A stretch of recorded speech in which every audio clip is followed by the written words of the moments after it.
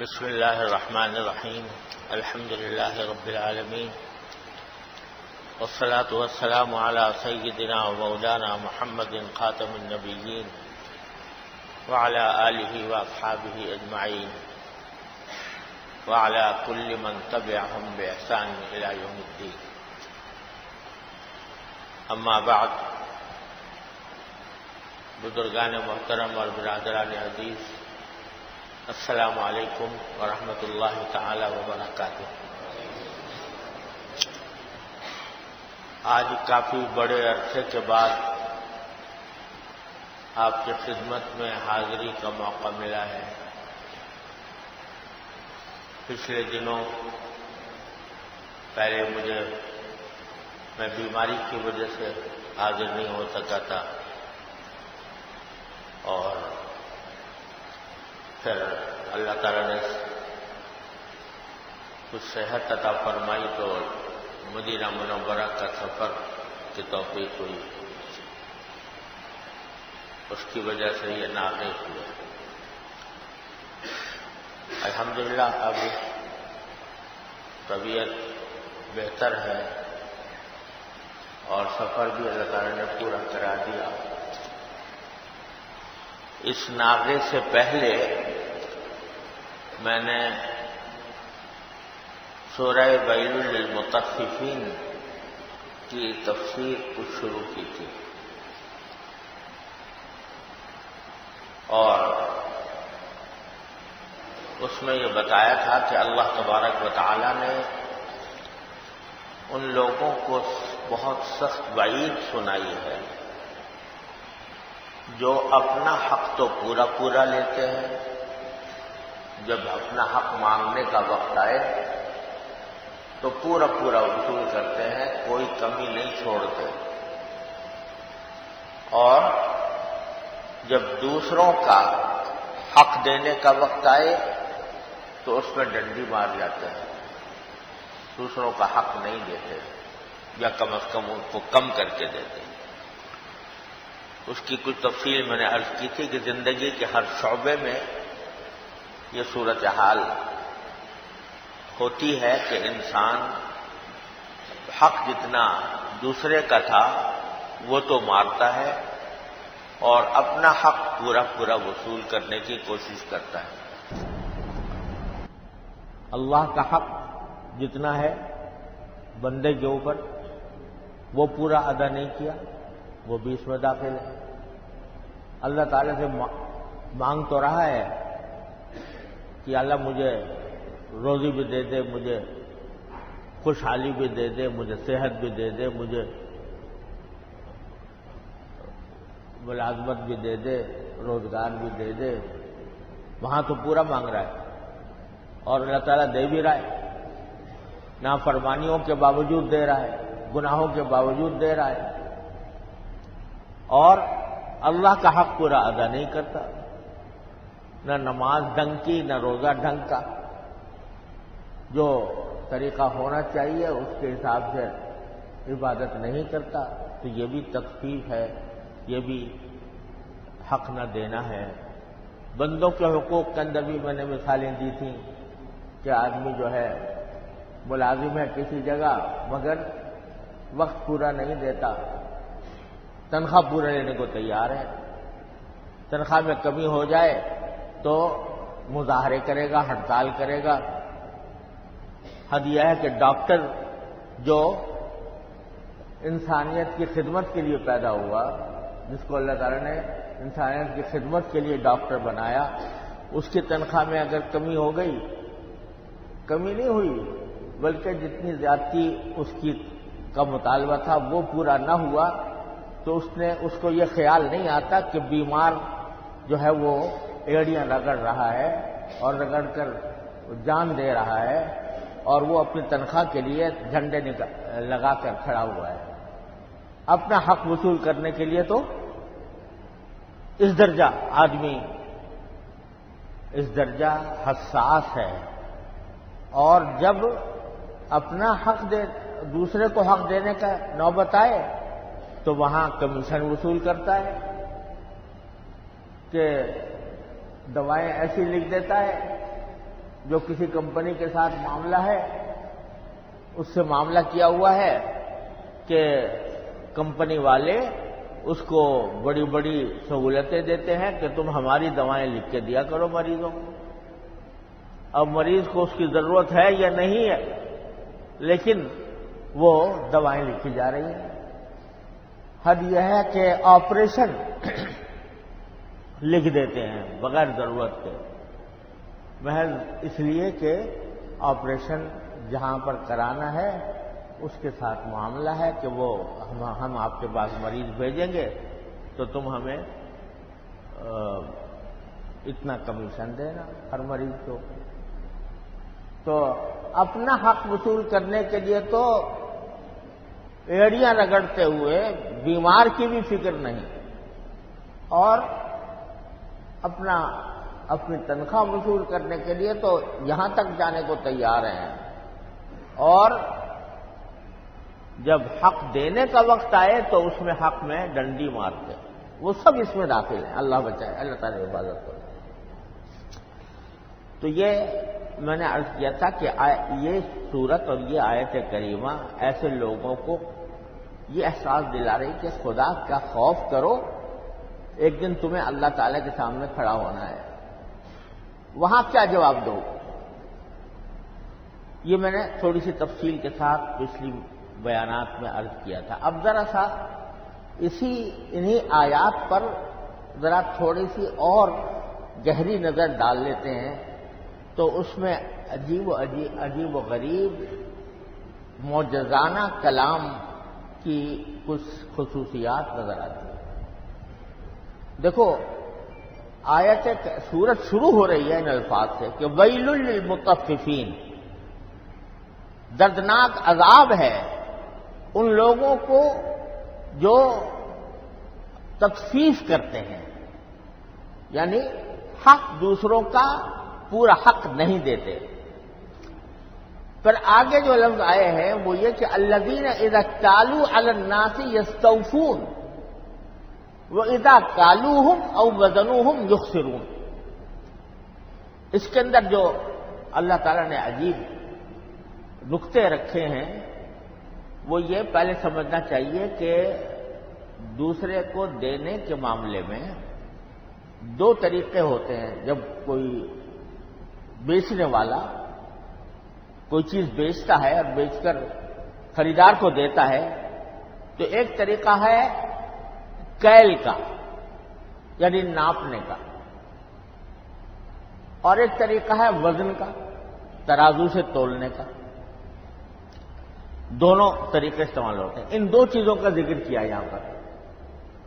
گنتی کا اس لیے ذکر نہیں کیا، بہت سی چیزیں گن کر دی جاتی ہیں، لیکن گنتی کا اس لیے ذکر نہیں کیا کہ گنتی میں اگر کوئی کمی کرے تو وہ خریدار کو فوراً پتہ لگ جائے گا، تو اس کا امکان بہت کم ہے کہ آدمی گنتی کم کر کے دے.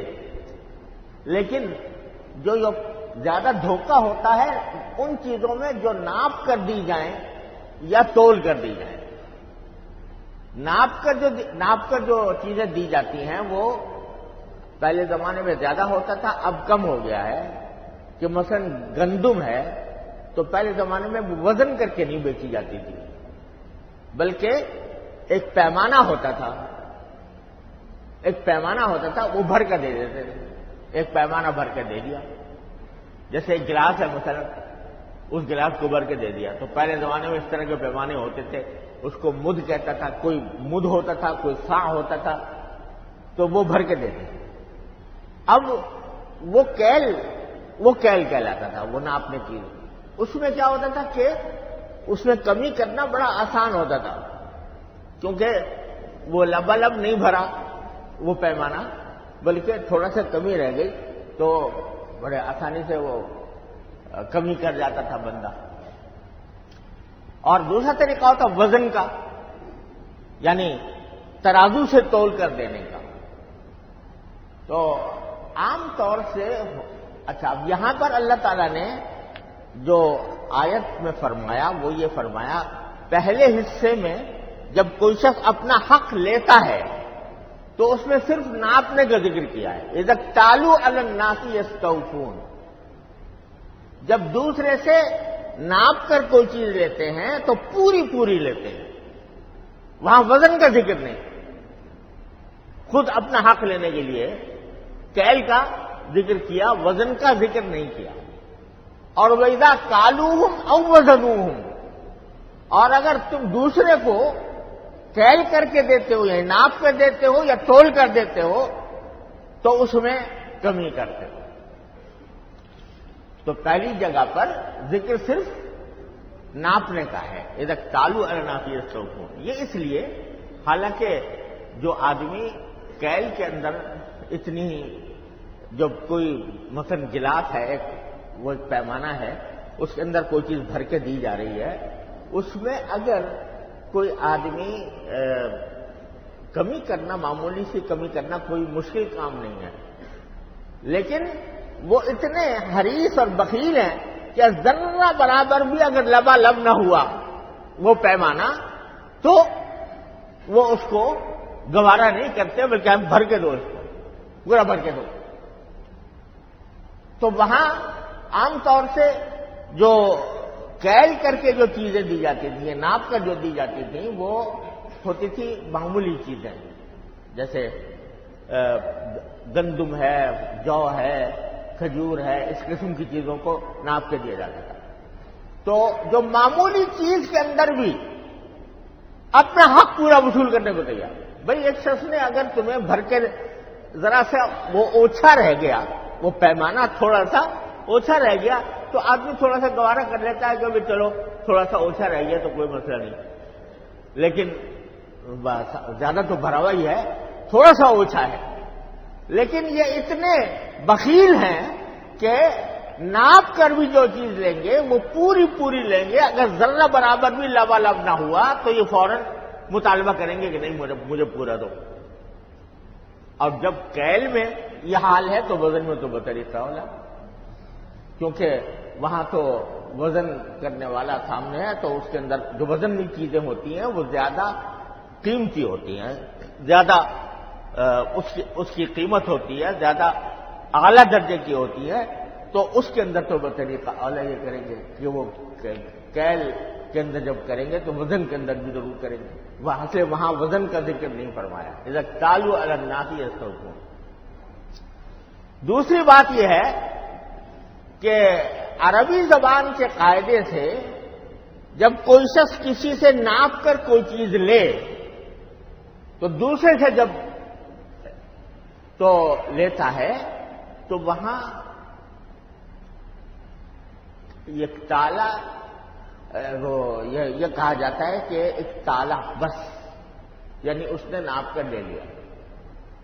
لیکن یہاں اللہ تعالیٰ نے فرمایا اذا اکتالوا علی الناس، علی عام حالات میں بولا نہیں جاتا ایسے موقع پر، لیکن یہ ضرر پہنچانے اور نقصان پہنچانے کے معنی میں آتا ہے علی۔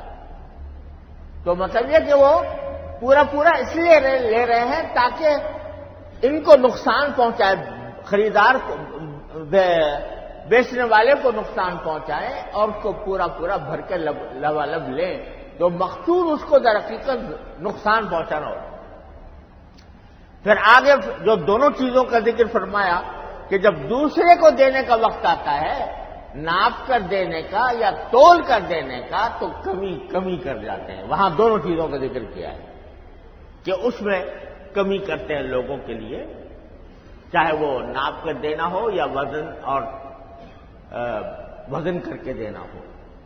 وہاں پر بھی جب کوئی بیچنے والا وزن کر کے کوئی چیز دیتا ہے وہ خریدار کو، تو عربی زبان کے قاعدے سے اس کو کہنا یہ چاہیے کہ اذا قال لہو قالوا لہم او وزنوا لہم، ان کو، لیکن یہاں براہ راست اللہ تعالیٰ نے کہا جو ان کو کیل کرتے ہیں، ان کو وزن کرتے ہیں،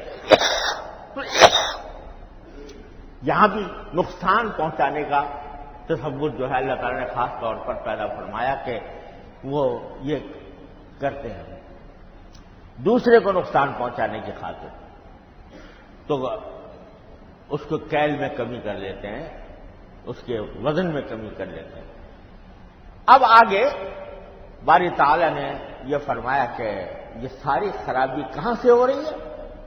الا یظن اولئک انہم مبعوثون لیوم عظیم، کیا ان لوگوں کے دل میں خیال بھی نہیں گزرتا اس بات کا کہ ایک بڑے عظیم دن میں وہ اللہ تعالی کے پاس بھیجے جائیں گے، دوبارہ ان کو زندہ کیا جائے گا۔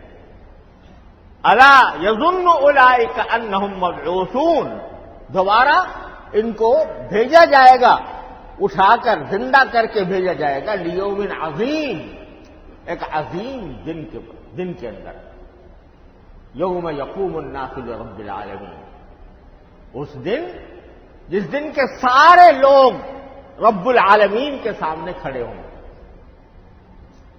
اللہ تعالیٰ کے حکم سے کھڑے ہوں گے۔ روز محشر کی طرف اشارہ ہے کہ اس وقت اللہ تعالیٰ کے سامنے کھڑے ہوں گے اپنے ایسے اعمال کا جواب دینے کے لیے، اس کو یوم عظیم فرمایا، بڑا زبردست دن ہوگا۔ بعض روایات سے معلوم ہوتا ہے کہ روز محشر جس میں سارے انسان جمع کیے جائیں گے، وہ اس کی مقدار دنیا کے 300 سال کے برابر ہو، 300 سال کے برابر وہ دن ہوگا، روز محشر کا دن۔ اور 300 سال بھی اس وقت تک کے لیے ہے جب تک کہ حساب و کتاب شروع نہیں ہوتا، اور لوگ اس طرح کھڑے ہوں گے میدان حشر کے اندر کہ سورج بالکل ان کے سروں پر ہوگا، اس کی گرمی سے انسان پسینے پسین ہو رہا ہوگا، اور سخت گھبراہٹ کی حالت ہوگی، اور اسی موقع پر لوگ گھبرا کر حضرات انبیاء کرام کے پاس جائیں گے، حضرت نوح علیہ السلام کے پاس جائیں گے، حضرت ابراہیم علیہ السلام کے پاس جائیں گے، حضرت موسیٰ علیہ السلام کے پاس جائیں گے کہ آپ خدا کے لیے ہم سفارش کریں کہ ہماری یہ تکلیف دور ہو اور ہم اب جو کچھ بھی ہے حساب کتاب وہ شروع ہو۔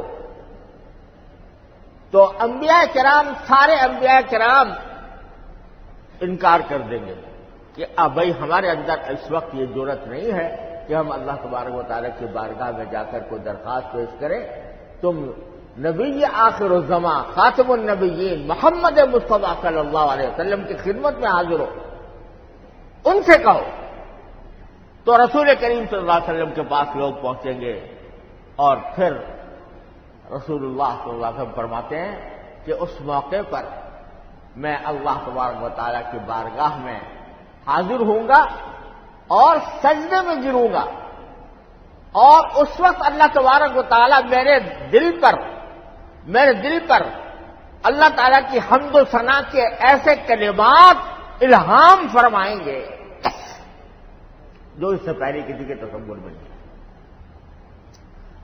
اس کے بعد حساب کتاب شروع ہوگا، لیکن یہ وقفہ جس میں کہ لوگ پسینے میں نہا رہے ہوں گے وہ 300 سال کا، بعض روایت میں 300 سال ہوگا، لیکن اللہ تعالیٰ کی شان یہ ہے کہ اس میں جب پسینہ لوگوں کا بہ رہا ہوگا گرمی کی شدت سے، تو کچھ لوگ ایسے ہوں گے جن کو اللہ تعالیٰ اپنے عرش کے سائے میں رکھے ہوئے ہوں گے، اور ان کو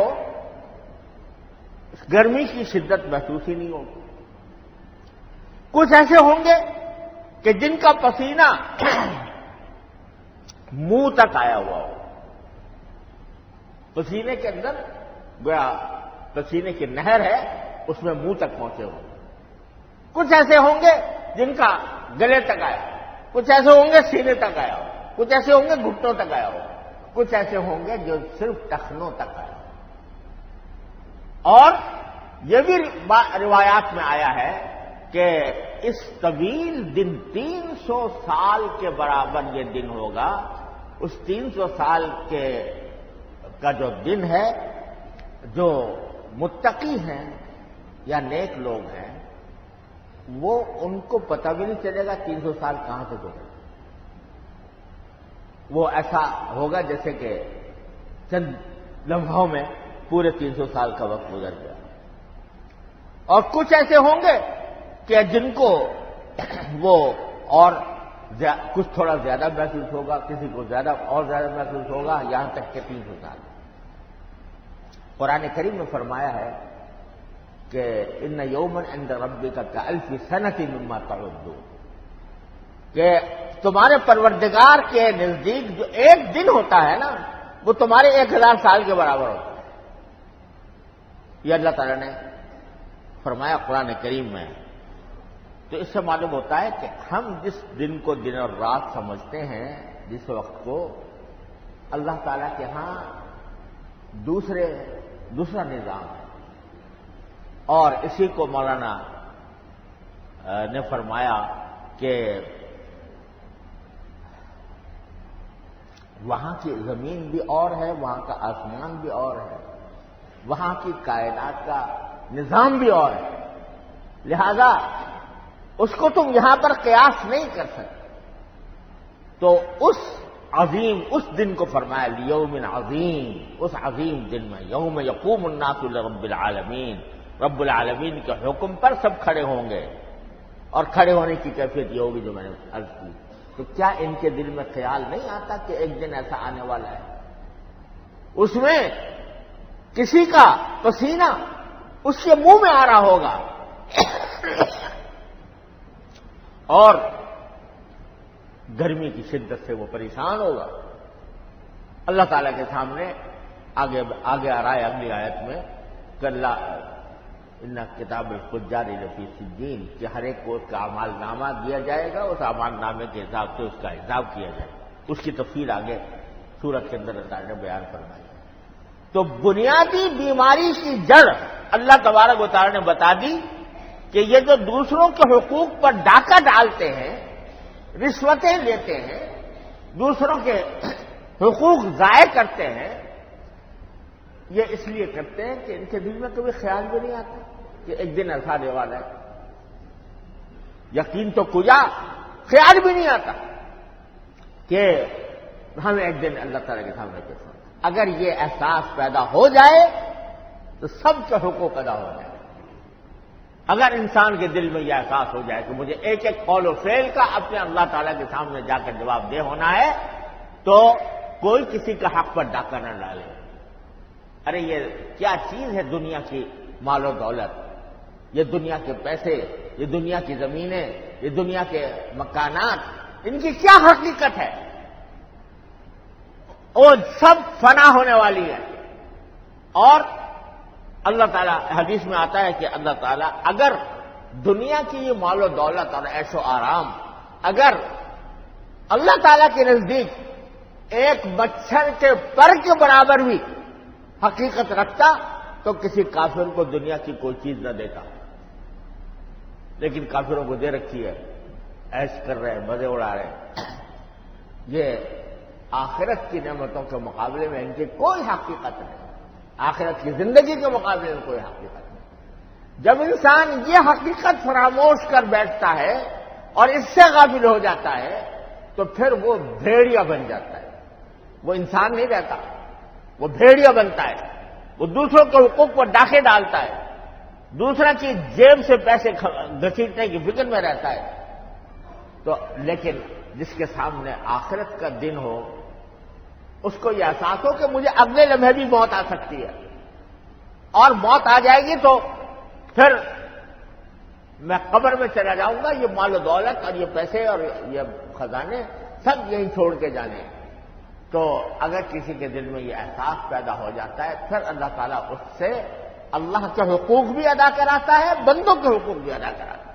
اللہ تعالیٰ اپنے رحمت سے، اپنے فضل و کرم سے ہم سب کو ان بندوں میں شامل فرمائے جو کام کریں وہ روز آخرت کو پیش نظر رکھ کر کریں. وآخر دعوانا الحمدللہ رب العالمین.